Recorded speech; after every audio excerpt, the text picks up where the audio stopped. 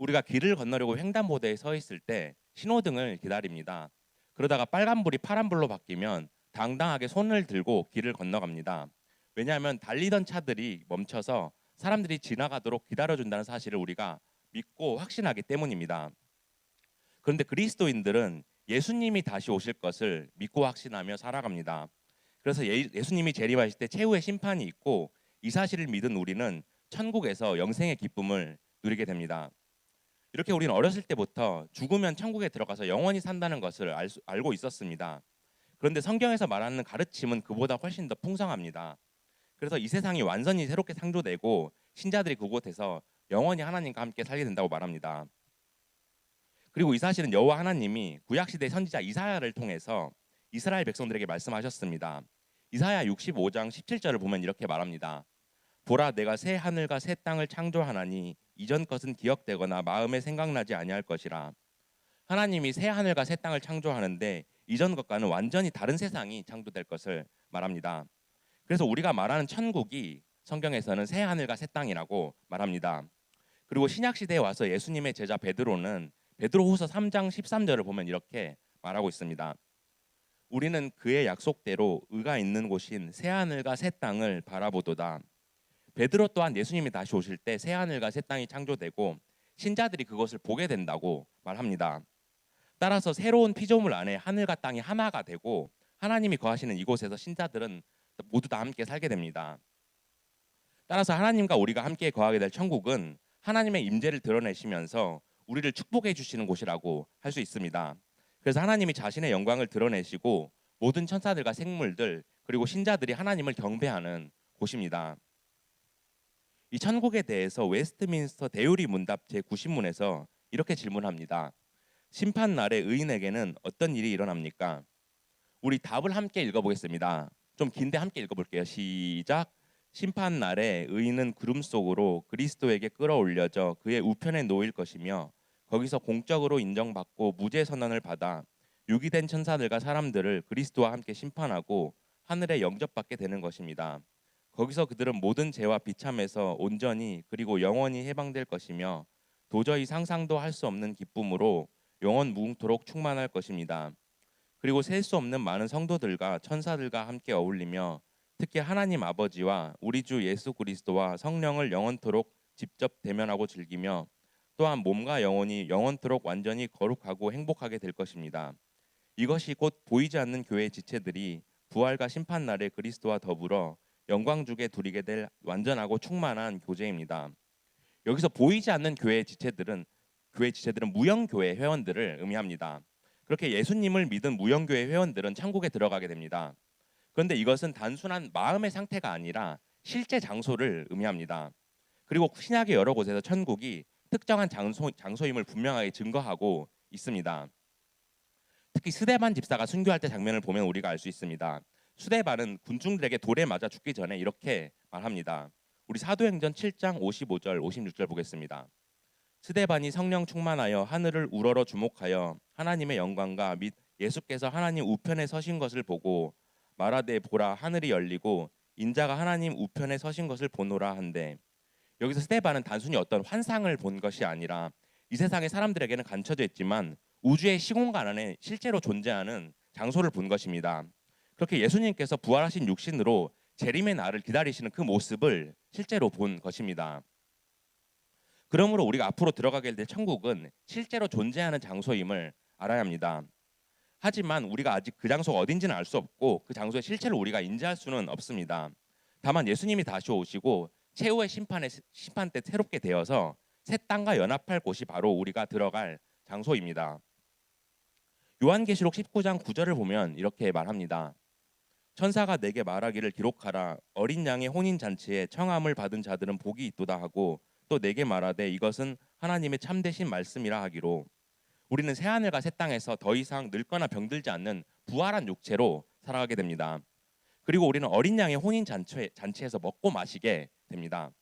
여기서 어린 양은 예수님을 의미하고 예수님의 신부가 될 이 땅의 교회를 의미합니다. 따라서 예수님과 함께 신자들은 하나님께 영광 돌리며 영원히 기쁨을 누리게 됩니다. 그리고 요한계시록 22장 1절 2절 보면 이렇게 말합니다. 또 그가 수정같이 맑은 생명수의 강을 내게 보이니 하나님과 및 어린 양의 보좌로부터 나와서 길 가운데로 흐르더라. 강 좌우에 생명나무가 있어 12가지 열매를 맺되 달마다 그 열매를 맺고 그 나무 잎사귀들은 만국을 치료하기 위하여 있더라. 새하늘과 새 땅에는 하나님과 어린 양이신 예수님의 보좌로부터 생명수의 강이 흘러나온다고 말합니다. 그리고 강 좌우에 생명나무들이 서 있다고 말합니다. 그런데 놀라운 것은 이것이 구약의 창세기에서 에덴 동산을 묘사할 때 나오는 장면입니다. 우리 창세기 2장 9절 10절 보겠습니다. 여호와 하나님이 그 땅에서 보기에 아름답고 먹기에 좋은 나무가 나게 하시니 동산 가운데에는 생명나무와 선악을 알게 하는 나무도 있더라. 강이 에덴에서 흘러나와 동산을 적시고 거기서부터 갈라져 내 근원이 되었으니, 이처럼 에덴 동산에 생명나무와 선악과가 서 있고 하나의 강이 흘러나온다고 말합니다. 그리고 하나의 강이 네 개로 갈라진다고 말합니다. 그런데 이 에덴 동산은 아담이 하나님께 불순종한 이유로 인류가 다시는 보지 못했습니다. 그런데 놀라운 사실이 무엇입니까? 요한계시록에서도 천국은 생명나무가 서 있고 하나님의 보좌에서 강이 흐른다고 말합니다. 이것을 통해 천국이 하나님이 본래 만드셨던 세상임을 알 수 있습니다. 그래서 창세기 1장 31절을 보면 이렇게 말합니다. 하나님이 지으신 그 모든 것을 보시니 보시기에 심히 좋았더라. 저녁이 되고 아침이 되니 이는 여섯째 날이니라. 하나님은 이 세상을 창조하시고 보시기에 심히 좋으셨다고 말씀하셨습니다. 하지만 아담의 불순종으로 하나님이 진노하시고 그것들이 파괴되었지만 완전히 멸하시지는 않을 것입니다. 그래서 하나님을 그것들을 회복하실 계획을 세우셨던 것입니다. 그리고 하나님은 예수 그리스도를 이 땅에 보내심으로써 이 땅을 회복시키려고 하셨습니다. 그래서 예수 그리스도 안에서 모든 언약을 성취하고 하나님의 백성들이 유익을 누리게 한 것입니다. 따라서 우리에게 새 하늘과 새 땅은 다른 사람의 이야기가 아닌 그리스도인인 우리의 이야기입니다. 그러므로 우리는 하나님의 언약이 나를 위한 것임을 알아야 합니다. 그렇게 우리가 그리스도를 믿음으로써 새 하늘과 새 땅에 들어가게 되고, 그곳은 에덴 동산처럼 아주 좋고 완전한 곳이고 하나님이 보시기에 심히 좋은 곳입니다. 바로 거기서 우리가 심히 좋은 육체를 가지고 하나님이 인간을 지으신 목적을 완전히 달성하게 됩니다. 오늘 우리가 볼 요한계시록 21장은 새 하늘과 새 땅에 대한 하나님의 언약이 어떻게 성취될 것인지 잘 보여주는 본문입니다. 그래서 구약 시대부터 하나님이 말씀하셨던 하나님의 나라를 이루실 언약의 성취임을 우리가 알 수 있습니다. 그러므로 오늘 본문을 살펴보면서 예수님이 재림하실 때 최후의 심판이 있게 되고 신자들이 들어가게 될 새 하늘과 새 땅에 대해서 살펴보기 원합니다. 그래서 그곳을 우리에게 보여주시고 이루실 하나님의 언약을 기대하고 소망하는 여러분들 되기를 축복합니다. 첫째로 새 하늘과 새 땅은 거룩한 성 새 예루살렘이 있는 곳입니다. 요한은 하나님이 성경에서 계시하신 가장 광대한 예언을 말합니다. 그래서 온 우주를 창조하신 그가 이 세상을 이전 것이 아닌 완전히 새롭게 변화시킬 것을 말합니다. 우리 본문 1절 보겠습니다. 우리 함께 읽겠습니다. 시작.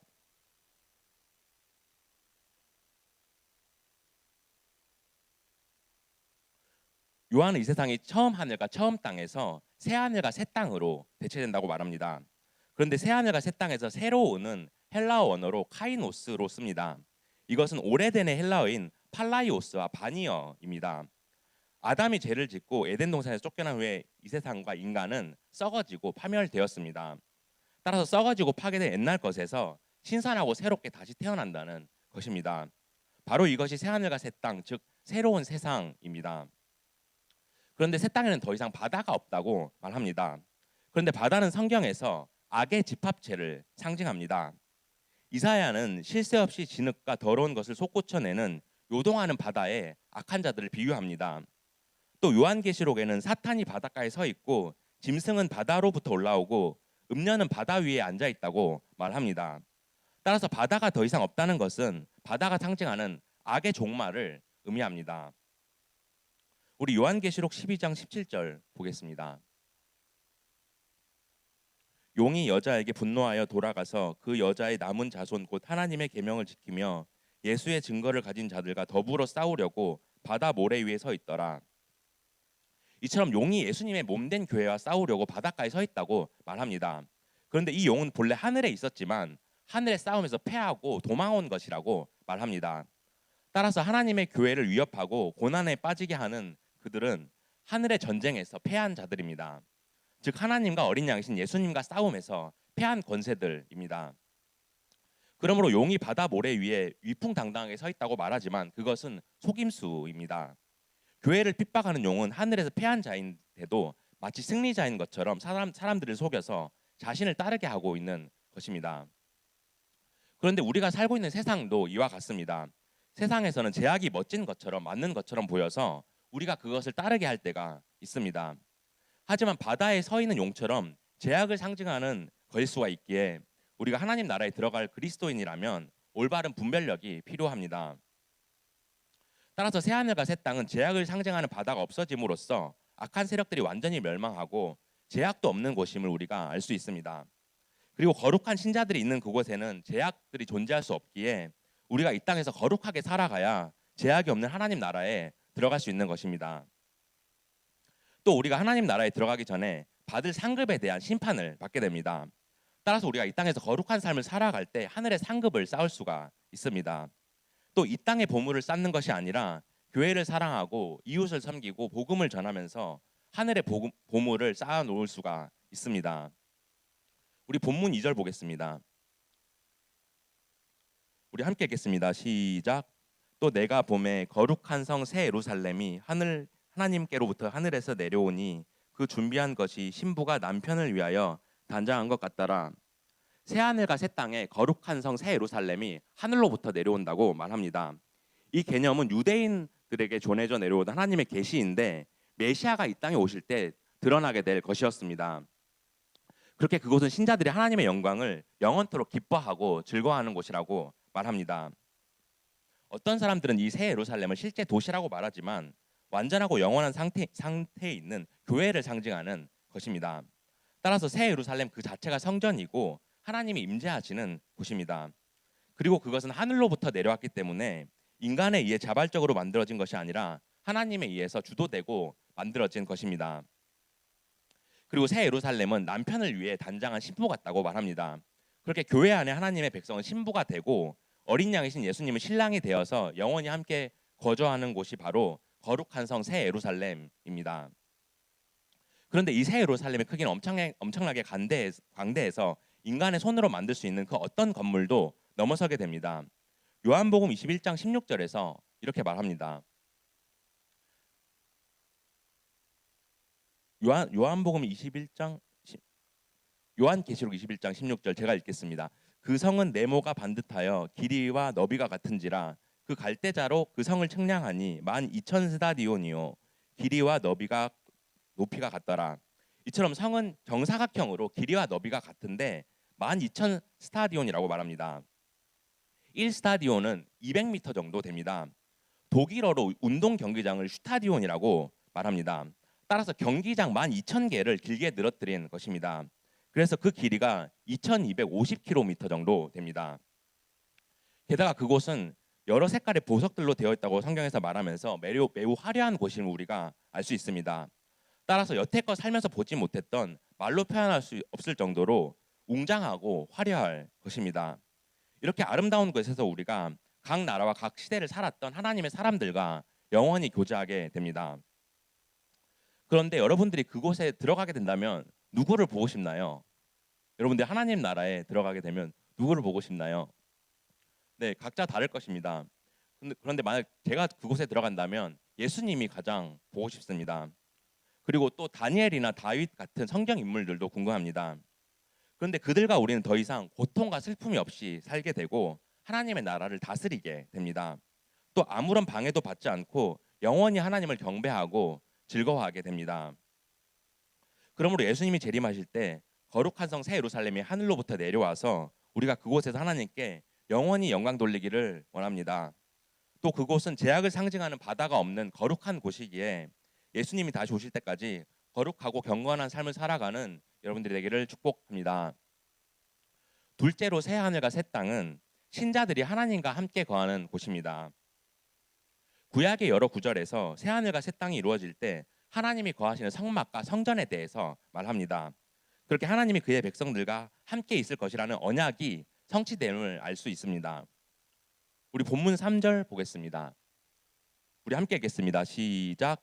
내가 들으니 보좌에서 큰 음성이 나서 이르되 보라 하나님의 장막이 사람들과 함께 있음에 하나님이 그들과 함께 계시리니 그들은 하나님의 백성이 되고 하나님이 친히 그들과 함께 계셔서 보좌에서 큰 음성이 나서 하나님의 장막에 하나님이 그와 그의 백성들과 함께 하신다고 말합니다. 이것은 구약에서 말하는 이스라엘 백성들을 구원하신 하나님의 언약이 성취된 것을 말합니다.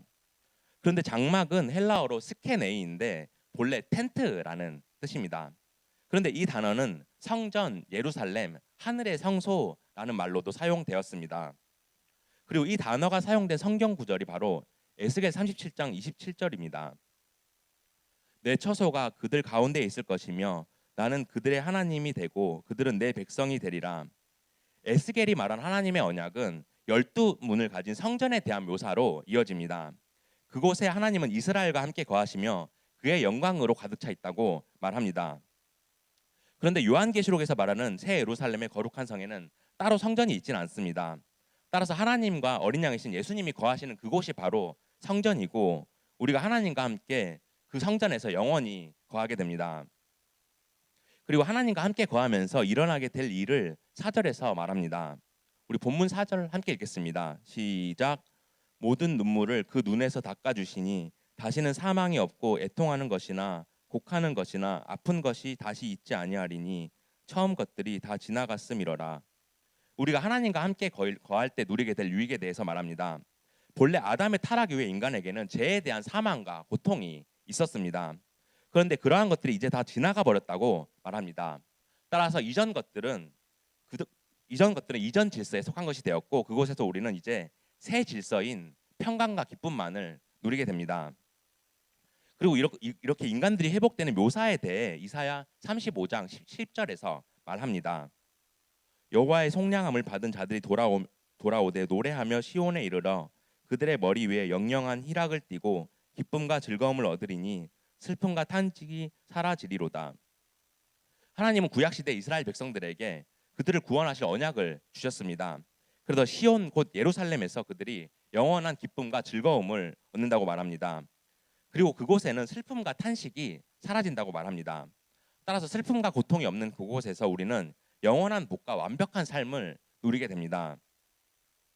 그러므로 우리가 예수님이 다시 올 때 거룩한 성 새 예루살렘에서 하나님과 함께 거하며 생명과 평안을 누리기를 원합니다.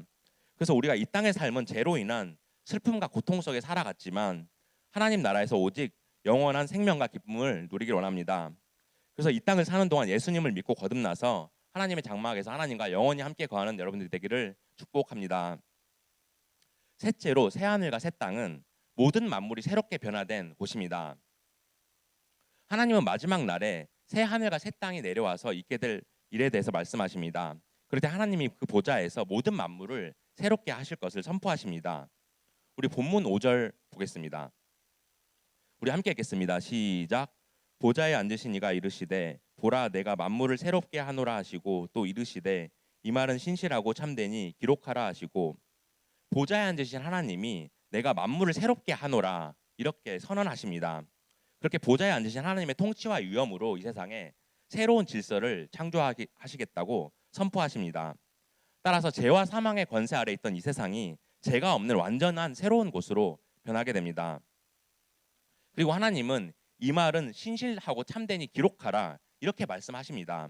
따라서 이 세상이 완전히 새롭게 된다는 사실을 우리가 확실하게 신뢰할 수가 있습니다. 그렇게 언약에 신실하시고 변함없으신 하나님이 이 세상을 완전히 의롭게 변화시킵니다. 우리 본문 6절 7절 보겠습니다. 우리 함께 읽겠습니다. 시작. 또 내가 말씀하시되 이루었도다. 나는 알파와 오메가요 처음과 마지막이라. 내가 생명수 샘물을 목마른 자에게 값없이 주리니 이기는 자는 이것들을 상속으로 받으리라. 나는 그의 하나님이 되고 그는 내 아들이 되리라. 알파와 오메가는 헬라어의 첫 글자와 마지막 글자입니다.